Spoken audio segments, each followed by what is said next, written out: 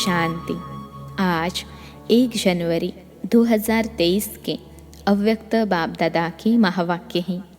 Revise तारीख है 26 मार्च 1993।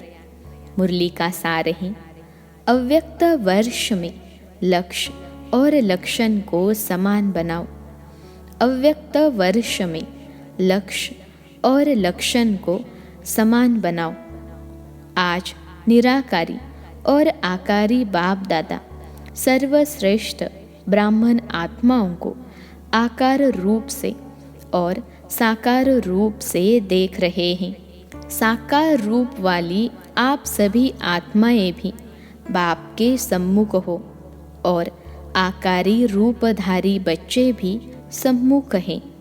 दोनों को बाप दादा देख हर्षित हो रहे हैं। सभी के दिल में एक ही संकल्प है, उमंग है कि हम सभी बाप समान, साकारी सो आकारी और आकारी सो निराकारी बाप समान बने। बाप दादा सभी के इस लक्ष्य और लक्षण को देख रहे हैं। क्या दिखाई दिया? मेजॉरिटी का लक्ष्य बहुत अच्छा दृढ़ है, लेकिन लक्षण कभी दृढ़ है, कभी साधारण है। लक्ष्य और लक्षण में समानता आना, यह निशानी है समान बनने की। लक्ष्य धारण करने में 99% भी कोई है, बाकी नंबरवार हैं। लेकिन सदा सहज और नेचुरल नेचर में लक्षण धारण करने में कहाँ तक है, इसमें माइनॉरिटी 90% तक है, बाकी और नंबरवार हैं। तो लक्ष्य और लक्षण में और लक्षण को भी नेचुरल और नेचर बनाने में अंतर क्यों है? समय प्रमाण, सरकमटांश प्रमाण, समस्या प्रमाण कई बच्चे पुरुषार्थ द्वारा अपने लक्ष्य और लक्षण को समान भी बनाते हैं, लेकिन यह नेचुरल और नेचर हो जाए, उसमें अभी और अटेंशन चाहिए। यह वर्ष अव्यक्त फरिश्ता स्थिति में स्थित रहने का मना रहे हो। यह देख बाप दादा बच्चों के प्यार और पुरुषार्थ दोनों को देख देख खुश होते हैं। वाह बच्चे वाह का गीत भी गाते हैं। साथ साथ अभी और आगे सर्व बच्चों के लक्ष्य और लक्षण में समानता देखना चाहते हैं। आप सभी भी यही चाहते हो ना? बाप भी चाहते, आप भी चाहते, फिर बीच में बाकी क्या है? वह भी अच्छी तरह से जानते हो। आपस में वर्कशॉप करते हो ना? बाप दादा ने लक्ष्य और लक्षण में अंतर होने की विशेष एक ही बात देखी, चाहे आकारी फरिश्ता, चाहे निराकारी निरंतर नेचुरल नेचर हो जाए। इसका मूल आधार है निरअहंकारी बनना। अहंकार अनेक प्रकार का है। सबसे विशेष कहने में भल एक शब्द देह अभिमान है, लेकिन देह अभिमान का विस्तार बहुत है। एक है मोटे रूप में देह अभिमान, जो कई बच्चों में नहीं भी है, चाहे स्वयं की देह, चाहे औरों की देह। अगर औरों की देह का भी आकर्षण है, वो भी देह अभिमान है। कई बच्चे इस मोटे रूप में पास हैं। मोटे रूप से देह के आकार में लगाव व अभिमान नहीं है, परंतु इसके साथ साथ देह के संबंध से अपने संस्कार विशेष हैं, बुद्धि विशेष है, गुण विशेष हैं, कोई कलाएं विशेष हैं, कोई शक्ति विशेष है। उसका अभिमान अर्थात अहंकार, नशा, रोब, ये सूक्ष्म देह अभिमान है। अगर इन सूक्ष्म अभिमान में से कोई भी अभिमान है तो न आकारी फरिश्ता नेचुरल निरंतर बन सकते, न निराकारी बन सकते, क्योंकि आकारी फरिश्ते में भी देह भान नहीं है, डबल लाइट है। देह अहंकार निराकारी बनने नहीं देगा। सभी ने इस वर्ष अटेंशन अच्छा रखा है, उमंग उत्साह भी है, चाहना भी बहुत अच्छी है, चाहते भी हैं, लेकिन आगे और अटेंशन प्लीज़। चेक करो, किसी भी प्रकार का अभिमान व अहंकार नेचुरल स्वरूप से पुरुषार्थी स्वरूप तो नहीं बना देता है। कोई भी सूक्ष्म अभिमान अंश रूप में भी रहा हुआ तो नहीं है, जो समय प्रमाण और कहा सेवा प्रमाण भी इमर्ज हो जाता है, क्योंकि अंश मात्र ही समय पर धोखा देने वाला है। इसलिए इस वर्ष में जो लक्ष्य रखा है, बाप दादा यही चाहते हैं कि लक्ष्य संपन्न होना ही है। चलते चलते कोई विशेष स्थूल रूप में उस दिन उस समय कोई भूल भी नहीं करते हो, लेकिन कभी कभी ये अनुभव करते हो ना कि आज व अभी ना मालूम क्या है, जो जैसी खुशी होनी चाहिए वैसी नहीं है। ना मालूम आज अकेलापन व निराशा व व्यर्थ संकल्पों का अचानक तूफान क्यों आ रहा है। अमृत वेला भी किया, क्लास भी किया, सेवा भी, जॉब भी किया, परंतु ये क्यों हो रहा है? कारण क्या होता है? मोटे रूप को तो चेक कर लेते हो और उसमें समझते हो कि कोई गलती नहीं हुई, लेकिन सूक्ष्म अभिमान के स्वरूप का अंश सूक्ष्म में प्रकट होता है। इसलिए कोई भी काम में दिल नहीं लगेगी। वैराग्य उदास उदास फील होगा, या तो सोचेंगे कोई एकांत के स्थान पर चले जाए, या सोचेंगे सो जाए, रेस्ट में चले जाए, या परिवार से किनारा कर ले थोड़े टाइम के लिए। इन सब स्थितियों का कारण अंश की कमाल होती है। कमाल नहीं कहो, धमाल ही कहो। तो संपूर्ण निरअहंकारी बनना अर्थात आकारी निराकारी सहज बनना। जैसे कभी कभी दिल नहीं होती कि क्या सदा एक ही दिनचर्या में चलना है। चेंज तो चाहिए ना। न चाहते भी यह स्थिति आ जाती है। जब निरअहंकारी बन जाएंगे तो आकारी और निराकारी स्थिति से नीचे आने की दिल नहीं होगी। उसी में ही लवलीन अनुभव करेंगे, क्योंकि आपकी ओरिजिनल अनादि स्टेज तो निराकारी है ना। निराकार आत्मा ने इस शरीर में प्रवेश किया है। शरीर ने आत्मा में नहीं प्रवेश किया, आत्मा ने शरीर में प्रवेश किया। तो अनादि ओरिजिनल स्वरूप तो निराकारी है ना, कि शरीरधारी है। शरीर का आधार लिया, लेकिन लिया किसने? आप आत्मा ने। निराकार ने साकार शरीर का आधार लिया। तो ओरिजिनल क्या हुआ, आत्मा या शरीर? आत्मा ये पक्का है, तो ओरिजिनल स्थिति में स्थित होना सहज या आधार लेने वाली स्थिति में सहज। अहंकार आने का दरवाज़ा एक शब्द है, वो कौन सा? मैं।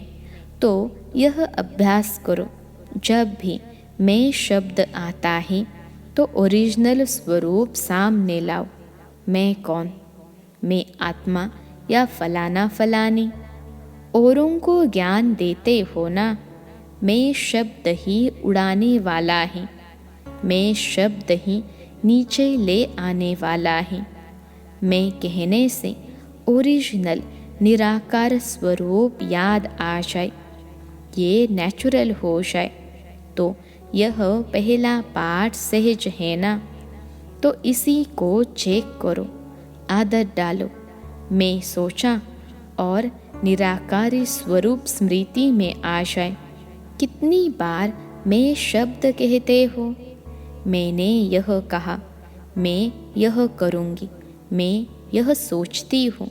अनेक बार मैं शब्द यूज़ करते हूँ। तो सहज विधि यह है निराकारी व आकारी बनने की। जब भी मैं शब्द यूज़ करो, फौरन अपना निराकारी ओरिजिनल स्वरूप सामने आए। ये मुश्किल है व सहज है, फिर तो लक्ष्य और लक्षण समान हुआ ही पड़ा है। सिर्फ यह युक्ति निरअहंकारी बनाने का सहज साधन अपना करके देखो। यह देह भान का मैं समाप्त हो जाए, क्योंकि मैं शब्द ही देह अहंकार में लाता है। और अगर मैं निराकारी आत्मा स्वरूप हूँ, यह स्मृति में लाएंगे, तो यह मैं शब्द ही देह भान से परे ले जाएगा। ठीक है ना। सारे दिन में 25-30 बार तो ज़रूर कहते होंगे। बोलते नहीं हो तो सोचते तो होंगे, मैं यह करूँगी, मुझे यह करना है। प्लान भी बनाते हो तो सोचते हो ना। तो इतने बार का अभ्यास आत्मा स्वरूप की स्मृति क्या बना देगी। निराकारी निराकारी बन, आकारी फरिश्ता बन कार्य किया, और फिर निराकारी कर्म संबंध के स्वरूप से संबंध में लाओ। संबंध को बंधन में नहीं लाओ। देह अभिमान में आना अर्थात कर्म बंधन में आना, देह संबंध में आना अर्थात कर्म संबंध में आना, दोनों में अंतर है। देह का आधार लेना और देह के वश होना, दोनों में अंतर है।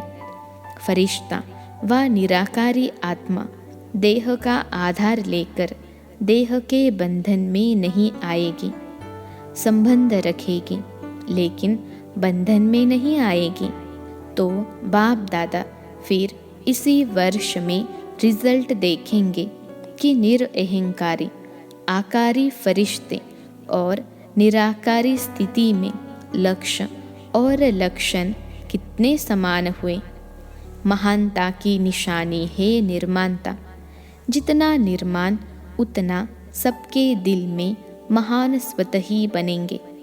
बिना निर्माणता के सर्व के मास्टर सुखदाता बन नहीं सकते। निर्माणता निरअहंकारी सहज बनाती है। निर्माणता का बीज महानता का फल स्वतः ही प्राप्त कराता है। निर्माणता सबके दिल में दुआएं प्राप्त कराने का सहज साधन है। निर्माणता सबके मन में निर्माण आत्मा के प्रति सहज प्यार का स्थान बना देती है।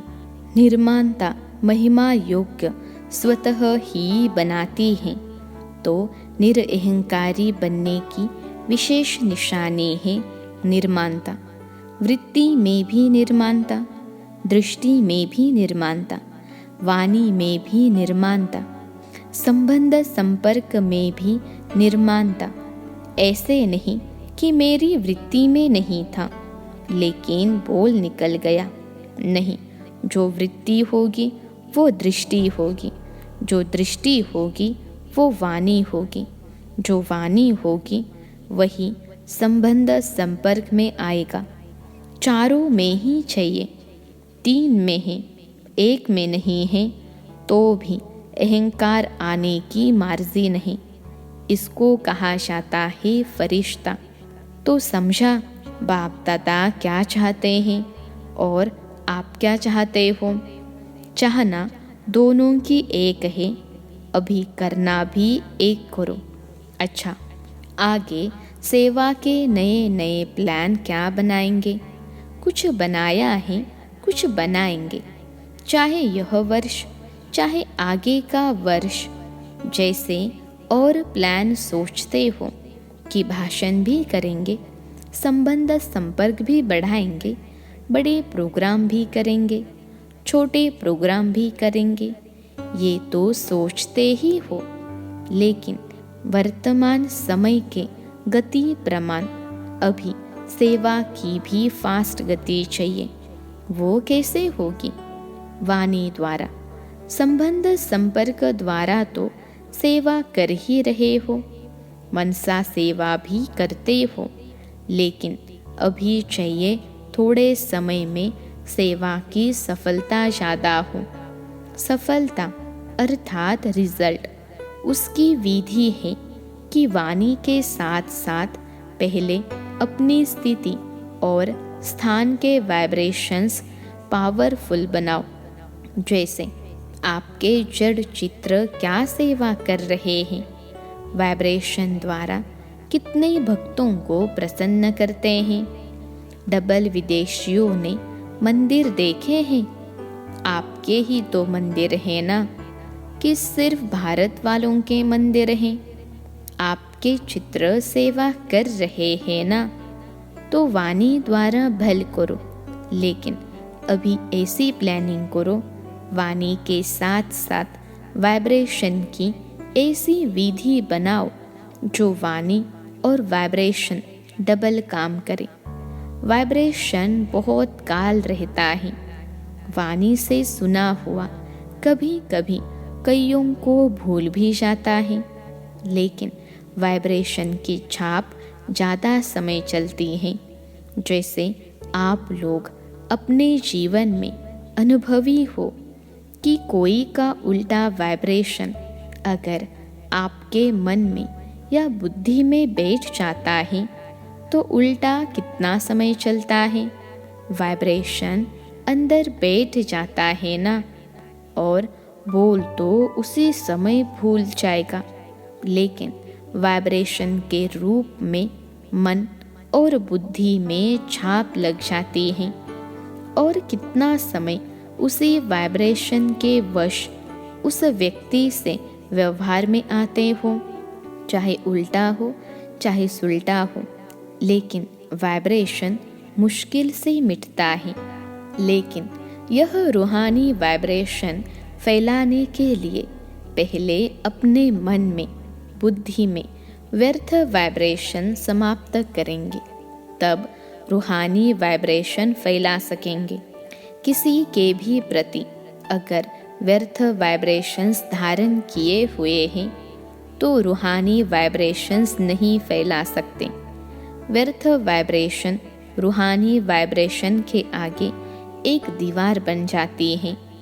चाहे सूर्य कितना भी प्रकाशमय हो, अगर सामने दीवार आ गई, बादल आ गए, तो सूर्य के प्रकाश को प्रज्वलित होने नहीं देते।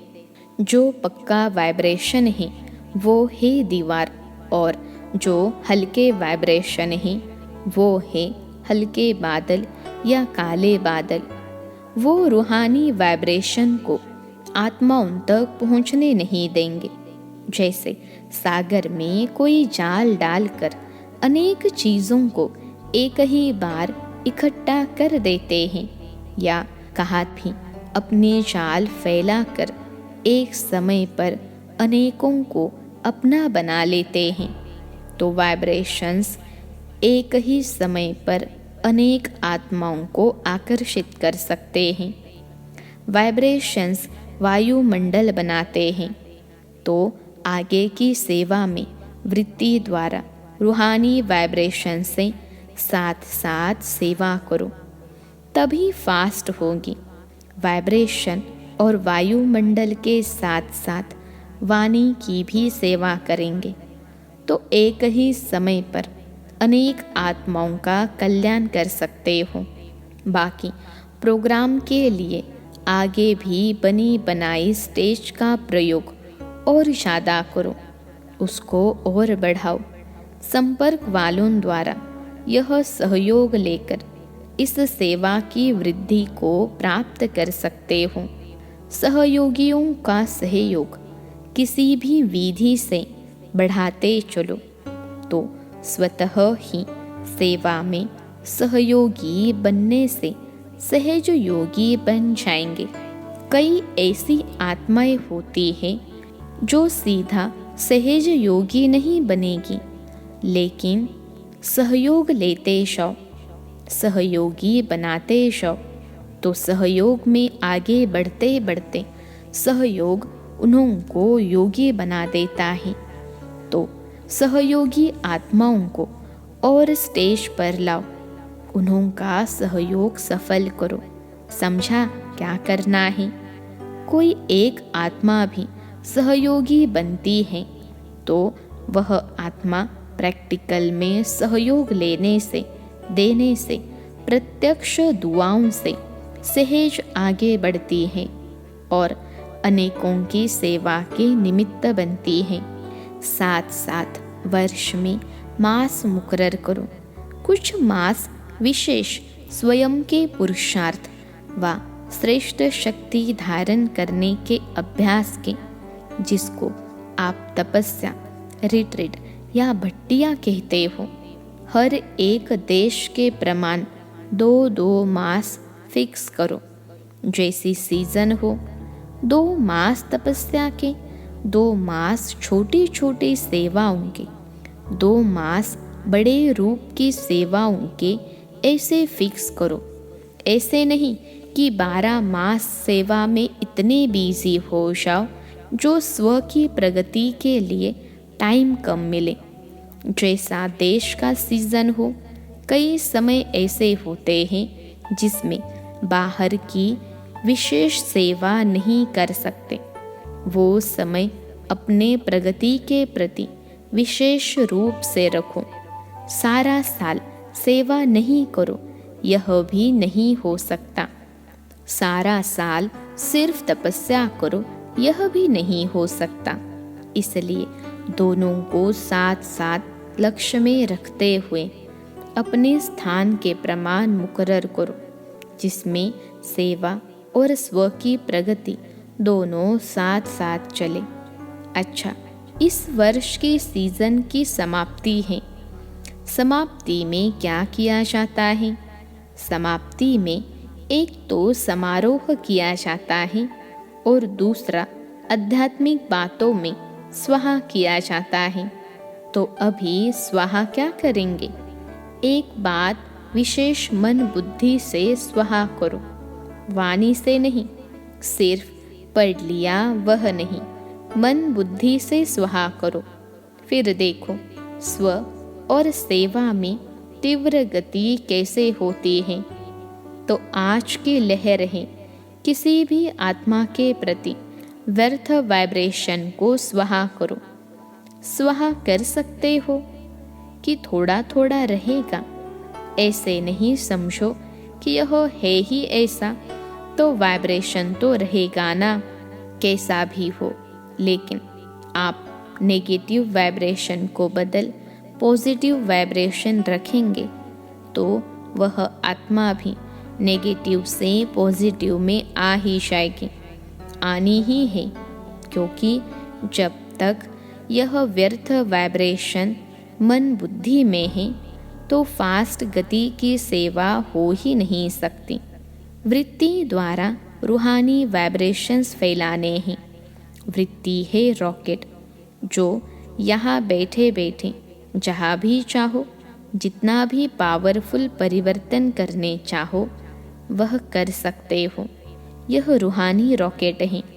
जहाँ तक जितनों को पहुँचाने चाहो उतना पावरफुल वृत्ति से वाइब्रेशन से वायुमंडल बना सकते हो। चाहे तो रियल में रॉन्ग भी हो, लेकिन आप उसका रॉन्ग धारण नहीं करो। रॉन्ग को आप क्यों धारण करते हो? ये श्रीमत है क्या? समझना अलग चीज़ है। नॉलेजफुल भले बनो, लेकिन नॉलेजफुल के साथ पावरफुल बन करके उसको समाप्त कर दो। समझना अलग चीज़ है, समाना अलग चीज़ है, समाप्त करना और अलग चीज़ है। भल समझते हो ये रॉन्ग है, ये राइट है, ऐसा है, लेकिन अंदर वह समाओ नहीं। समाना आता है, समाप्त करना नहीं आता है। ज्ञान अर्थात समझ, लेकिन समझदार उसको कहा जाता है जिसको समझना भी आता हो और मिटाना भी आता हो, परिवर्तन करना भी आता हो। इस वर्ष में मन और बुद्धि को बिल्कुल व्यर्थ से फ्री करो। यही फास्ट गति को साधारण गति में ले आती है। इसलिए ये समाप्ति समारोह करो, अर्थात स्वाहा करो। बिल्कुल क्लीन, कैसा भी है, लेकिन क्षमा करो। शुभ भावना, शुभ कामना की वृत्ति से शुभ वाइब्रेशंस धारण करो, क्योंकि लास्ट में आगे बढ़ते हुए यही वृत्ति वाइब्रेशन आपकी सेवा बढ़ाएगी। तब जल्दी से जल्दी कम से कम 9 लाख बना सकेंगे। समझा क्या स्वाहा करना है? व्यर्थ वृत्ति, व्यर्थ वाइब्रेशन स्वाहा। फिर देखो, नेचुरल योगी और नेचर में फरिश्ता बने ही हुए हैं। इस अनुभव पर रिट्रीट करो, वर्कशॉप करो। कैसा होगा? नहीं, ऐसा होगा। अच्छा, सदा स्वयं को बार बार ओरिजिनल स्वरूप में निराकारी हूँ, ऐसे निश्चय और नशे में उड़ने वाले, सदा निर्माणता द्वारा महानता की प्राप्ति के अनुभवी आत्माएं, ऐसे निर्माण, सदा महान और सदा आकारी निराकारी स्थिति को नेचर और नेचुरल बनाने वाले सर्वश्रेष्ठ आत्माओं को बाप दादा का बहुत बहुत बहुत याद प्यार और नमस्ते। हम रूहानी बच्चों की सिखिलते रूहानी माता पिता बाप दादा को याद प्यार, गुड मॉर्निंग और नमस्ते बाबा नमस्ते। आज का वरदान है, इस मर्जीवा जीवन में सदा संतुष्ट रहने वाले इच्छा मात्रम अविद्या भव। इस मर्जीवा जीवन में सदा संतुष्ट रहने वाले इच्छा मात्रम अविद्या भव। विश्लेषण है, आप बच्चे मर्जीवा बने ही हो सदा संतुष्ट रहने के लिए। जहाँ संतुष्टता है वहाँ सर्वगुण और सर्व शक्तियाँ हैं, क्योंकि रचयिता को अपना बना लिया तो बाप मिला, सब कुछ मिला। सर्व इच्छाएं इकट्ठी करो, उनसे भी पदम गुना ज़्यादा मिला है। उसके आगे इच्छाएं ऐसे हैं जैसे सूर्य के आगे दीपक। इच्छा उठने की कोई बात ही छोड़ो, लेकिन इच्छा होती भी है, यह क्वेश्चन भी नहीं उठ सकता। सर्व प्राप्ति संपन्न नहीं, इसलिए इच्छा मात्रम अविद्या, सदा संतुष्ट मनी है। आज का स्लोगन है, जिनके संस्कार इजी है वे कैसी भी परिस्थिति में स्वयं को मोल्ड कर लेंगे। जिनके संस्कार इजी है वे कैसी भी परिस्थिति में स्वयं को मोल्ड कर लेंगे। अच्छा, ओम शांति।